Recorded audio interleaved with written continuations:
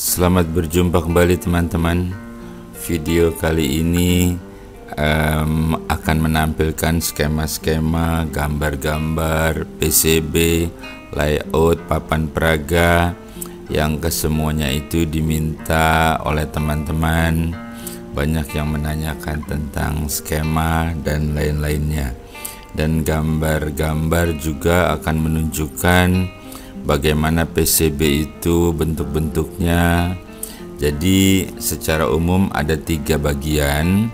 Bagian pertama adalah controller, kemudian bagian kedua adalah main amplifier, dan bagian ketiga adalah low pass filter.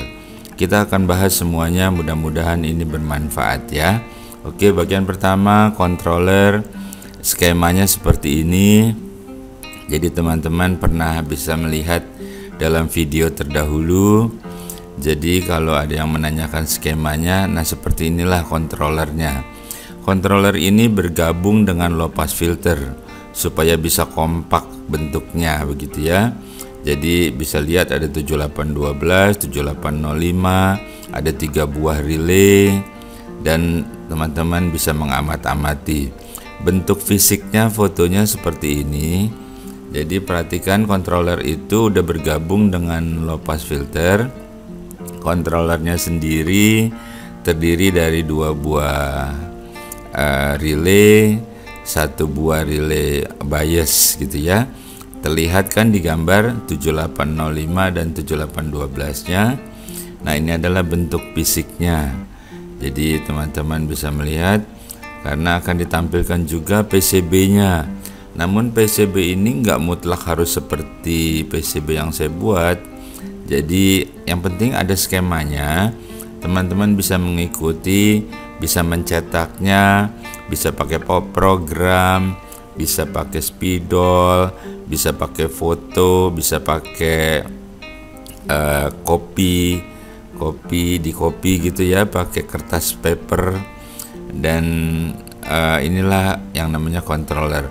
Nah, berikutnya ini adalah skema yang banyak teman-teman juga pada nanyain skemanya bagaimana. Nah, skemanya adalah seperti ini, LDMOS. Jadi kalau diingat-ingat mirip banget sama IREK. Cuma IREK itu kan nggak bisa sampai frekuensi ke atas, dia hanya bisa di low band. Dan hal-hal penting dari skemanya ini teman-teman harus perhatikan, yaitu adalah matching input, itu penting banget. L1, L2, L3 itu perbandingannya. Kemudian ada L3, L4 itu toroid tubing. Kalau tadi L2 dan L1 kan toroid tubing yang kecil-kecil ya, kita udah bahas. Kemudian ada setting bias juga, jangan sampai salah. Dan LDMOS ini lebih sensitif. Jadi saya sih menganjurkan bikin dulu 1 buah push pull. Kalau udah paham baru tinggal ditingkatkan. Nah, seperti ini tuh. Saya juga sama kok. Saya eksperimen dulu 1 buah push pull. Teman-teman bisa melihat video-video yang terdahulu. Itu semua adalah video pembelajaran supaya bersama-sama belajar, sama-sama memahami. Ini 1 buah push pull. Dan PCB-nya ini pakai PCB yang biasa digunakan untuk penguat 2 meteran gitu. Jadi tinggal diikutin saja 1 buah push pull. Kalau 1 buah push pullnya sudah bisa, kita bisa membuat 2 buah push pull. Seperti gambar ini adalah 2 buah LDMOS yang double. Jadi sama aja 4 buah LDMOS di dalamnya. Nah, ini sudah digabung. Jadi 2 buah push pull digabung dengan combiner. Bagaimana combinernya itu bekerja kan sudah dijelaskan bukan?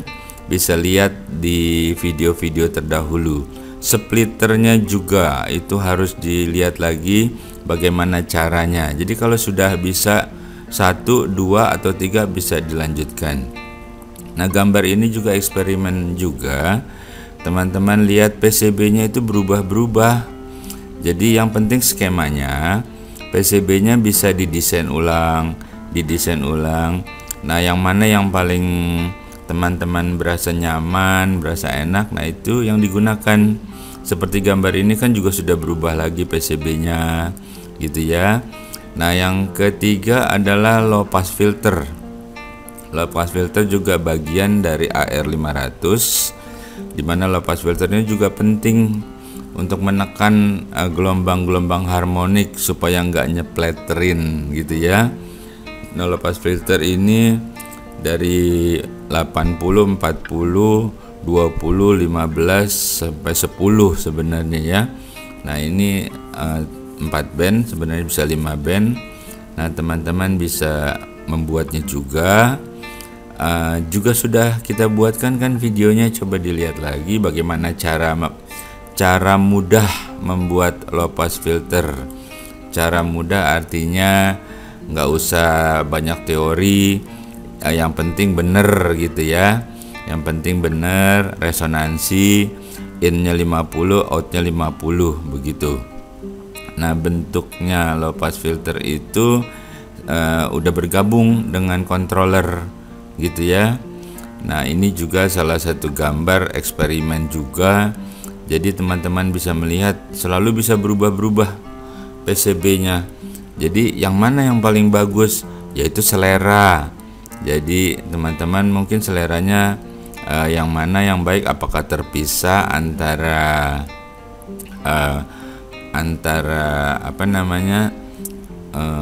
combiner dengan splitter, bisa dipisah juga, atau digabung jadi satu dalam satu PCB. Ya pokoknya silahkan aja kreatifnya bagaimana membuatnya gitu, namanya juga hobi kan, dicoba-coba. Nah balik lagi kalau pass filternya itu kalau yang sudah digabung nih seperti ini, seperti gambar ini, low pass filternya sudah bergabung dengan controller dalam satu PCB gitu ya. Jadi teman-teman tadi sudah lihat skemanya. Nah kalau sudah bergabung itu seperti ini. Jadi bisa terlihat tiap bandnya itu sebaris-sebaris, itu tiap band ada 1, 2, 3, 4, 5 band. 10 dan 11 meter ini sangat berdekatan, dan 10 dan 11 meter itu jalurnya panjang, jadi dia masih bisa ngejar gitu ya. Itu bertetangga 10 meter dan 11 meter. Nah kontrolernya sebelah ujung tuh digambar terlihat ya. Itu controller itu adalah controller untuk bias. Ingat ya, setting biasnya udah harus bisa ya. Setting bias, dan satu lagi switching ke antena antara receive dan transmit begitu. Dan ini kalau sudah digabungkan, teman-teman bisa bikin casing sendiri yang sukanya bagaimana.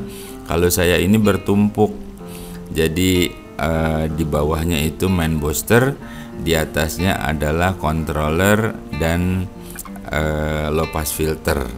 Kalau casingnya lebih besar, teman-teman bisa tambahin kipas, bisa tambahin heat transfer, bisa tambahin kontrol terhadap panas, terhadap SWR.